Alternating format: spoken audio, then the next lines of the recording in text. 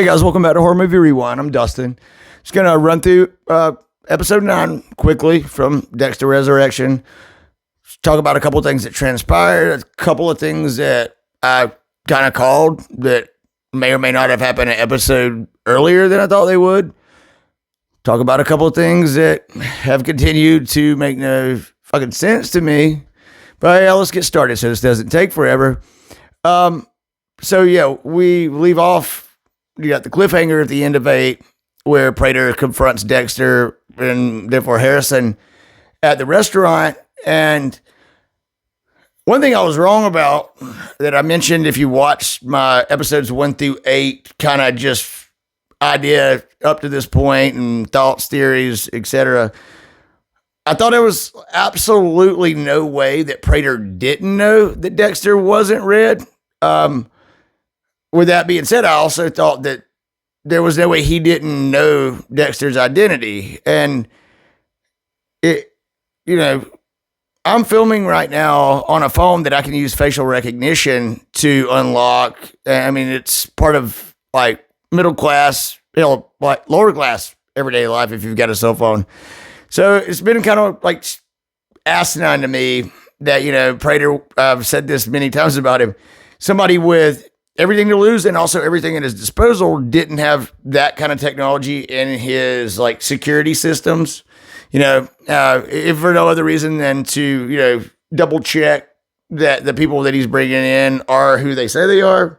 Now I know that, he doesn't know their identities, or especially in Dexter's case, that you don't know who Red really is. He doesn't know, but Dexter's all over the internet. Miami Metro and, whatever. Like, I don't know a lot about that kind of technology, but I know that I have it. And although I don't use it, but I thought it was kind of wild that you find out that Prater doesn't actually know that Dex at least isn't red. And I think I mentioned it before as well. The whole, Smithsonian of murder tour that Dex was given as red in earlier episode. And how he not only didn't seem to give a shit or fanboy over like some of the other items, hell, he didn't even recognize the pogo, like John Wayne Gacy suit. He had to like fake being interested in some of it, but he ran straight to the Bay Harbor Butcher slides like a kid in Walmart running to the toy aisles. But, with those things, and if just a lack of like suspicion that was shown, I thought that, because we do know, and I mentioned it when I first brought this up. This is like Prater's probably elated. He's not this guy. He's this guy, like a Mount Rushmore type, like serial killer, But I genuinely thought that he had an idea and he just didn't like show or, didn't disclose it that Dexter was in fact Bay Harbor Butcher. But I mean, there's no reason now for that to be in a reveal in the next episode because it wouldn't make any sense. Like there's no reason for him to be like, I actually knew all along. I just acted like I didn't before because there's no play in that. Anyhow, that's one of those things that to me is a continuation that bothers me basically since the first series, the original series of this show being uncharacteristic of this universe. Like, they do a lot of stupid shit. Again, this is a show like centered on minute details and little evidence and almost like, it's kind of a puzzle, but we're like aware of some of the things the characters aren't. But the characters, that is, do some like things that like I don't like having to be like, that doesn't make any sense. And it's not indicative of the show. Just the realism. It's obviously a fictional TV show about like serial killers. So, realism isn't necessarily on every docket, but it's just not the same. It's getting harder for me to take it serious. And by that, it's getting harder for me to like stay interested but it is Dexter, so I'll keep watching. But yeah, like Prater's character essentially is dumber than I expected, especially for a billionaire whose hobby is collecting serial killers. Just a lack of real security and, following up and doubling down, tripling down. Like, I just expected him to know things that nobody knew he knew about them.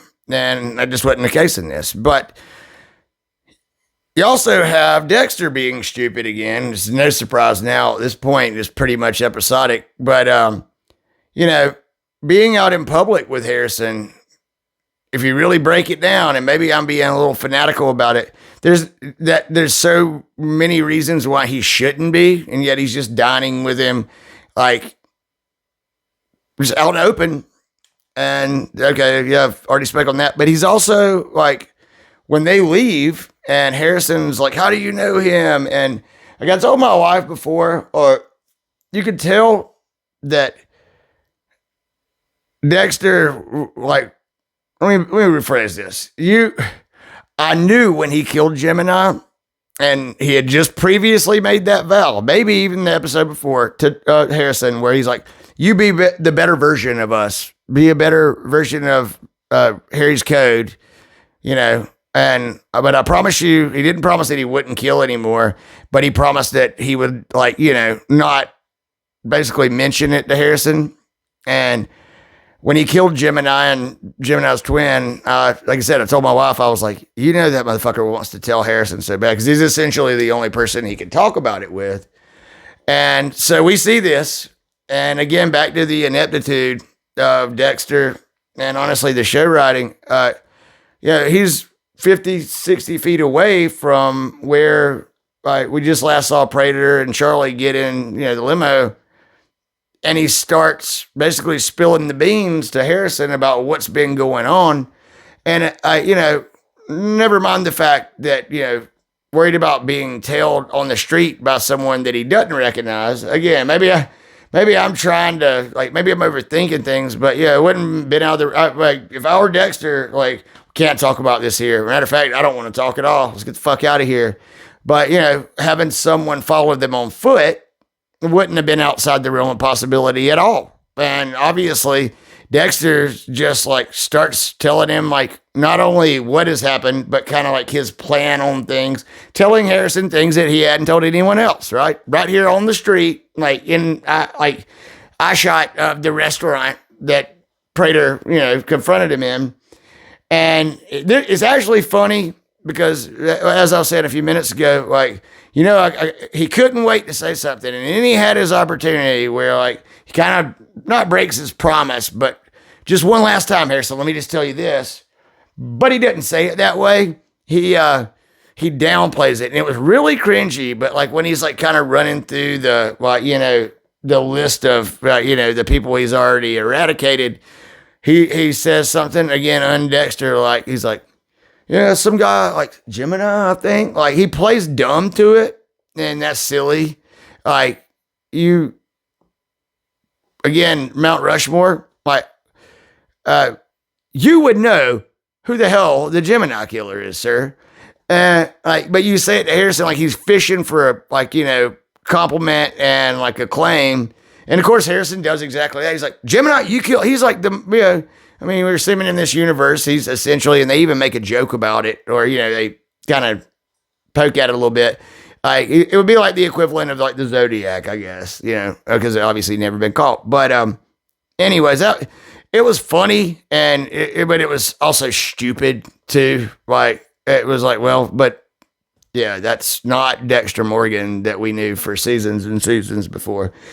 But it was funny because he just wanted to get it out. But now I'm going to go into the middle of the season. The middle of the episode. And we'll touch on a couple things again. I've kind of ranted. I knew I was going to take more time on this beginning, especially the Prater thing. But try to knock that out real quick before we get to, the ending of the episode. Because, so the majority of this episode is essentially kind of like a cat and mouse, and a little redundant. we'll start with, immediately after the first scene and what I was just speaking on, the Dex and Harrison conversation. You're going to have Charlie feeling really good about herself, that shit-eating grin on her face. And, might be leaving a couple things out, but I'm just trying to touch on what I thought was important or interesting to talk about. So obviously she does a little dig and finds out who Harrison is, kinda, and she tracks him to the hotel where she therefore, orders room service and basically corners him. And you have the conversation where he calls Dexter afterwards, and he's basically giving him play-by-play of what was said. And there are a couple of things that, like Dex asked, and, Charlie's, Harrison's, concerned that, he might have said the wrong thing. And he kind of did in a couple of cases. And the one that they kind of harped on that I'm going to say now, and then I'm going to loop it back here, like shortly in a few minutes. But the phone number thing, and, I think that was one of the last ones mentioned. But so you got this, and then you have Dexter's retaliation, he breaks into her house, Charlie's house.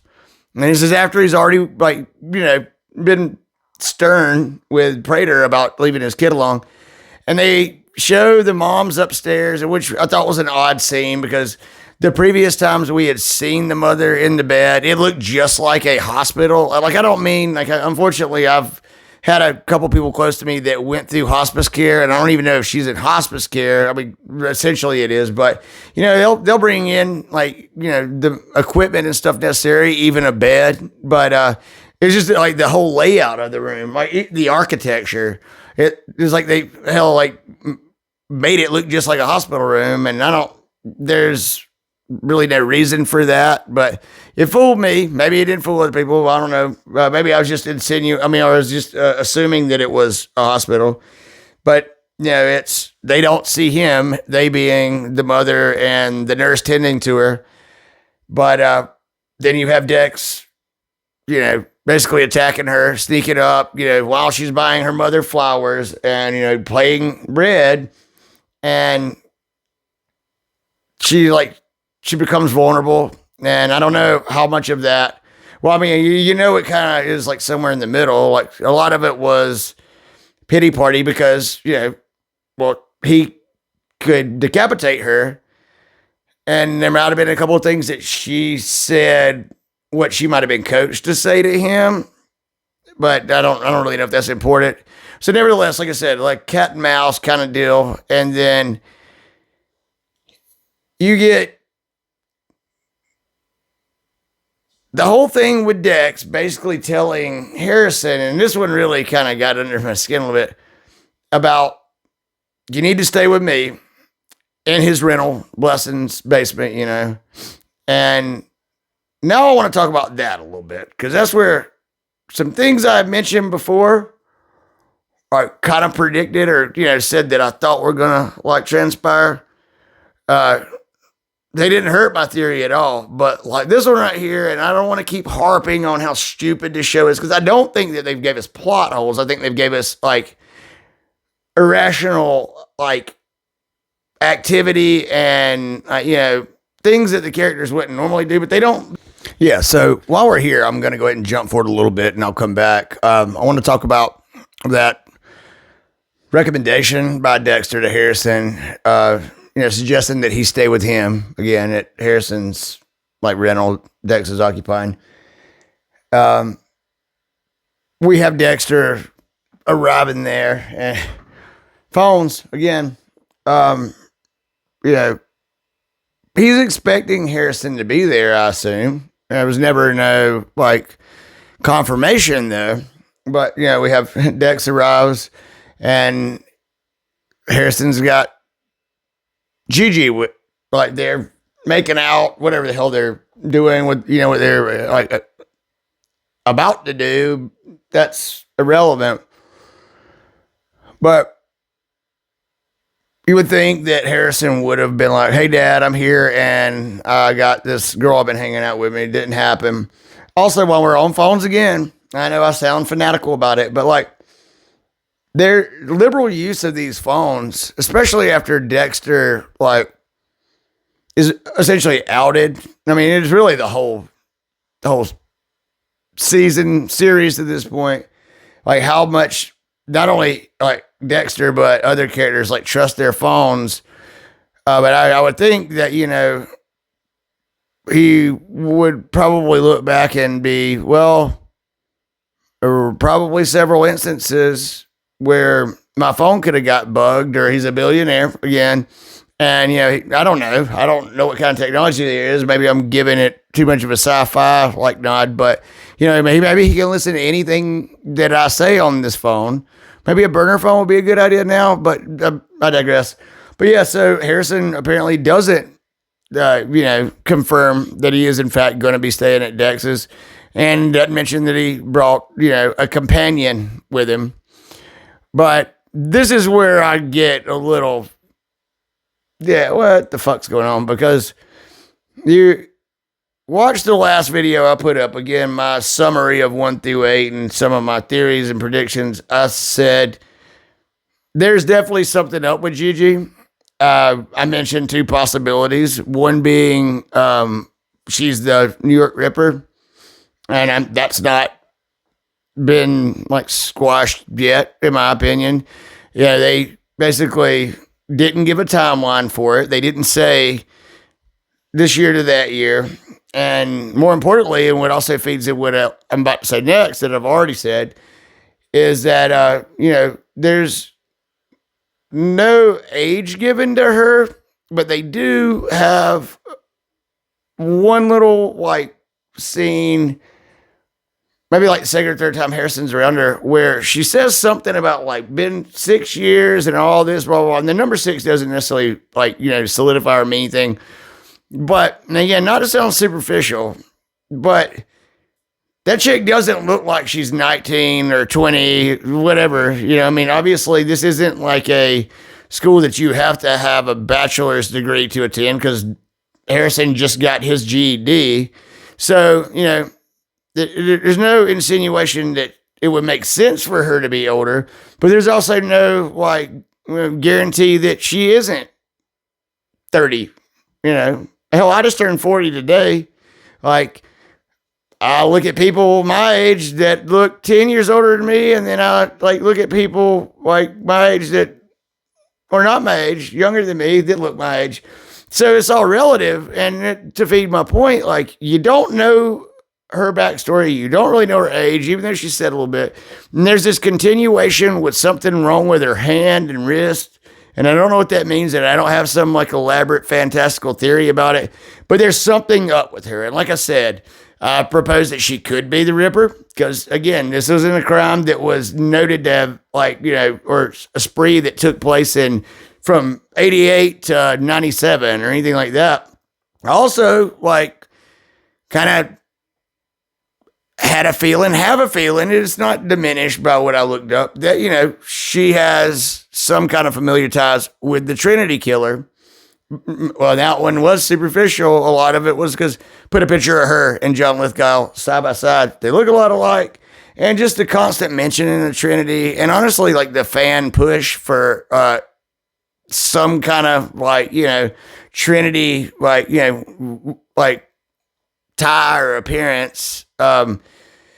But after I posted that video, I also, I went back and looked it up. And I know that, like, because I've read it, and also there's a very, like, damning clip that feeds their, not damning to them, but there's a clip from the episode Nebraska. I think it was season 6 of the original series, where Trinity's son, I mean, it's the exact, like,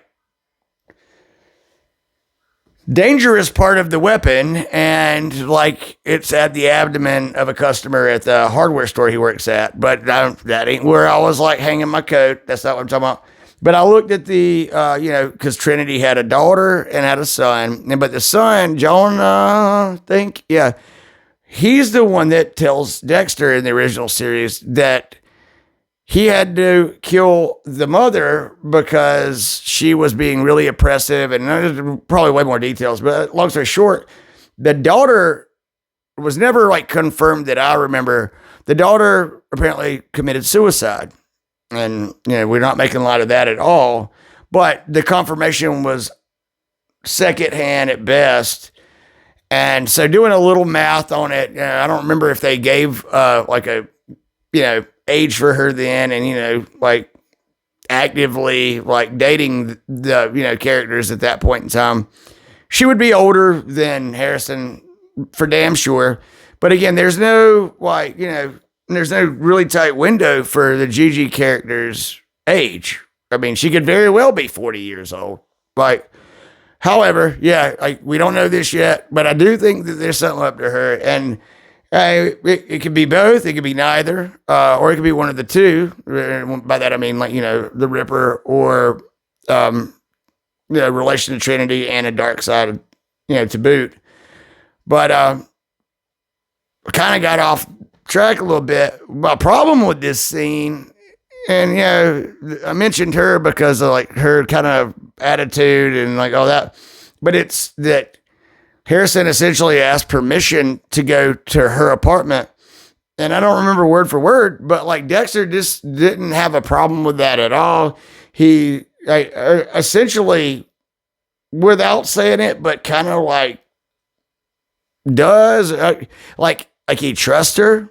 And I don't know. I mean, maybe they've crossed paths with trust, but again, very uncharacteristic. And this is probably going to be one of those things where there was like somewhat of a master plan, not so much with my theory and her, but maybe the task at hand in his situation, because again, the phone number was a big deal earlier in the episode, as far as, they made you listen to that about Harrison, giving it to Charlie.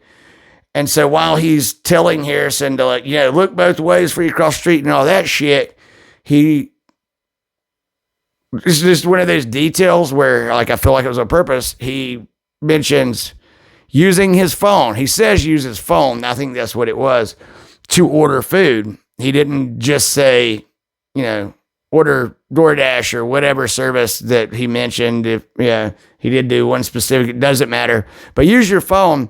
So with me, got to think that there's some kind of hell, it'd be one of the first times somebody tracked somebody using the phone.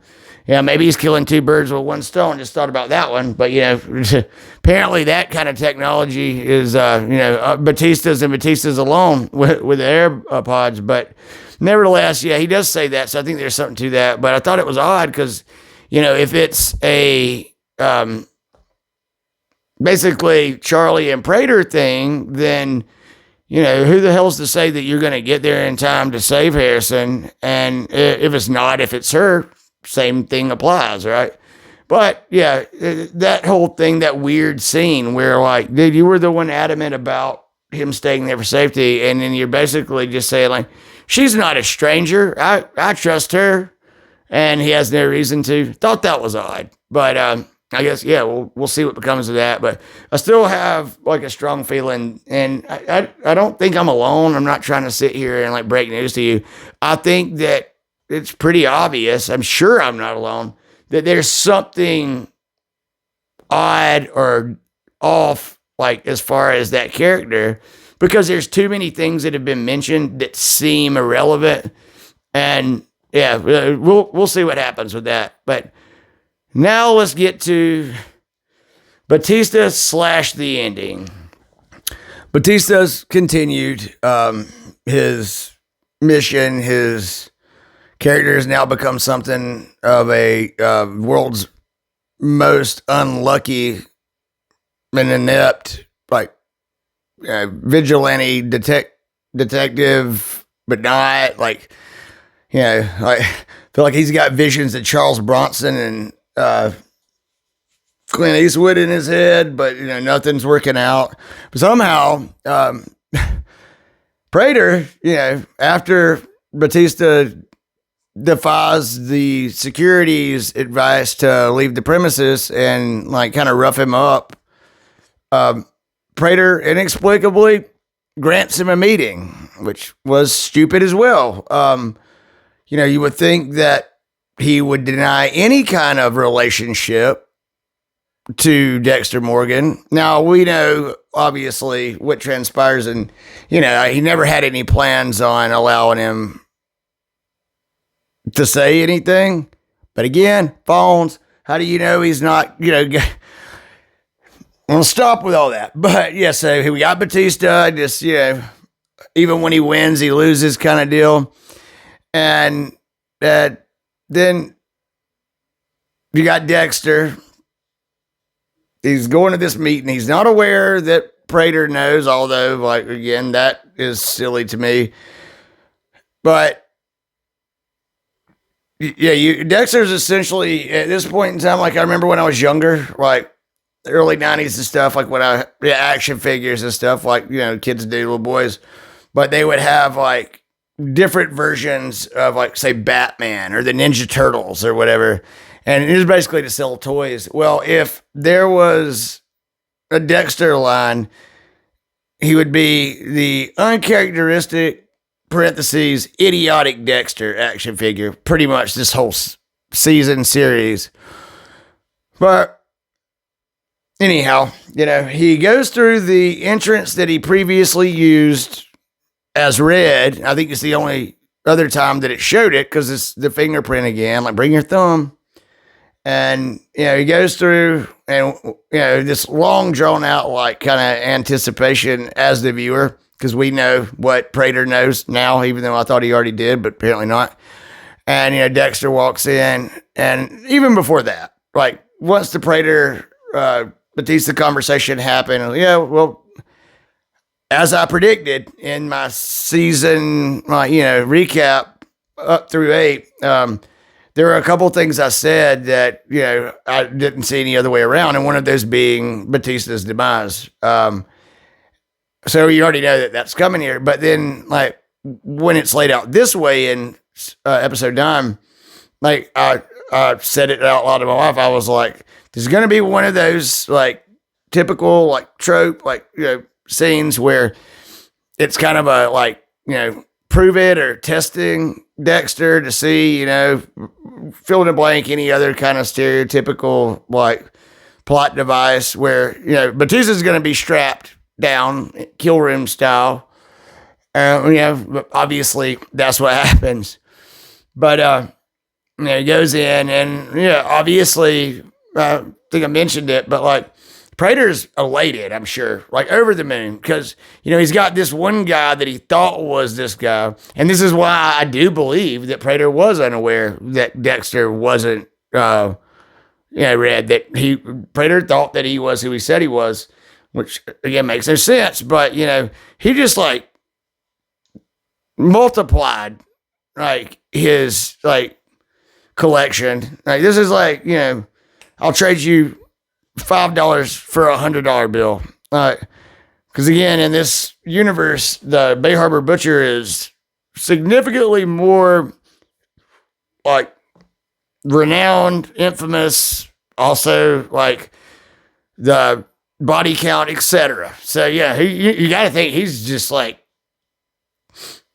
this is best case scenario at this point in time, and it's hell, I might hit the jackpot kind of deal. So, he's real excited and shit. So obviously, what's he going to do? He wants to see Dexter kill. And he's got basically, traps him into it, essentially, by Batista's, imbecilic actions. So that's what happens, You got him tied down, and Prater is torn, it's halfway that, it's halfway him, just, ecstatic that he's going to get to see it in real life. And it is a little bit of prove you're somebody I could trust kind of thing, because you've lied to me before. And that's where we get to absolute absurdity. Because at this point in time, Batista's, like I said, restrained, and Batista's obviously been on this hellbent mission to bring Dexter, who he's 100% sure is who he actually is. He wasn't wrong. And so he has a billionaire restraining him in order for Dexter to do his thing. And it wouldn't have surprised me if Dexter would have actually plunged the knife. In fact, like, again, old Dexter would have, because think about this real quick. Just as what I'm about to speak on, what are your other alternatives? Dexter, by not doing it in this sense, is whatever like alternate universe things would work out other than what they did. But, by not stabbing Batista, number one, like, you putting a lot of faith in this guy, like, best case scenario, you two escape. You're putting a lot of faith in him still not turning. I don't think Batista's going to be like, all right, man, truce, we're even. Because you were friends before. And now, like, he's borderline, like, fanatical. Like, Dexter's not just going to be able to walk away with Batista in any of those, like, alternate things where they won, so to speak. And yeah, at the same time, you're outing yourself by not stabbing him to Prater. You're also risking we'll get to that in a second. So anyways, yeah, I think it was stupid that he didn't. Not necessarily stupid, but just uncharacteristic again. Like, that isn't something, you don't take chances. You don't do this. And there's no outcome. And I know that they've kind of like, under the radar a little bit, but like, there's supposed to be, it's been mentioned a couple times in this season, Dexter's, transformation to giving a fuck about other people. That, first of all, doesn't make sense. That's not how mental illness works. But, at the same time, you still, even if that were the case, and, this, like, bizarre universe where people can just not be sociopaths or psychopaths, it's still a good is way outweighed by the bad by letting Batista loose. But nevertheless, here we go. And, you hear the little, like, never get caught, like, internal monologue. And, of course, he doesn't stab him. He cuts, like, the buckle loose. And probably one of the funniest things I've ever seen in a Dexter series, mainly because it reminds me of a clip I'm about to show you. Maybe we can be partners again.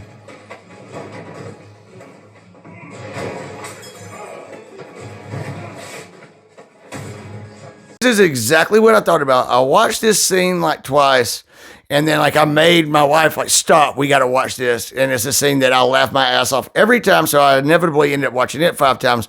But this was exactly what Batista reminded me of right here.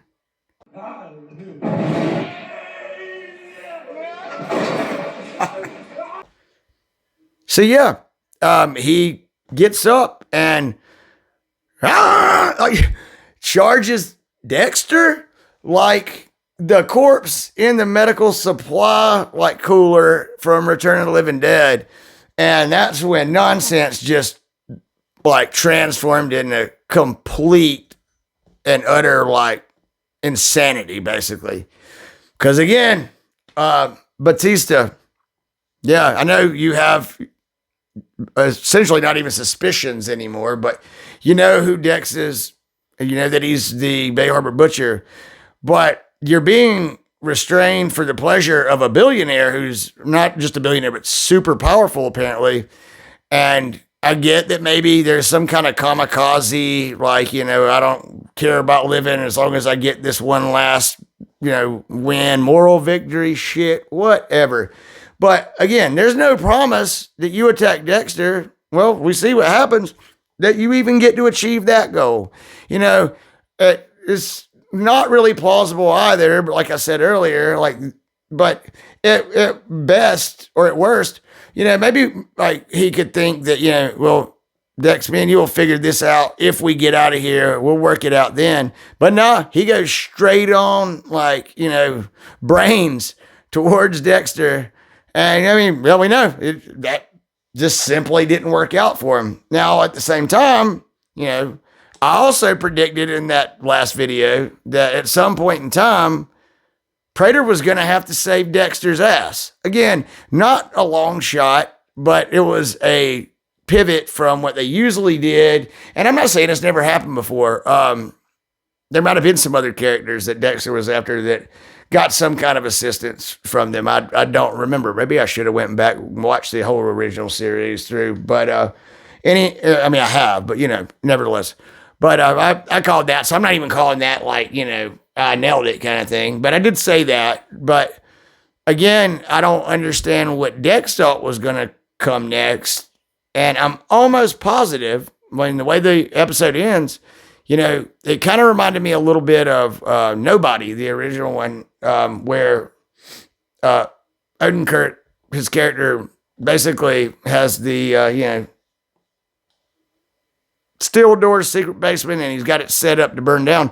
Because I'm almost positive that Prater's character mentioned, like during the tour, after the tour, that he could absolutely incinerate or just basically do away with all that stuff at will. And that's how the episode ends, is where you see Dexter like locked in.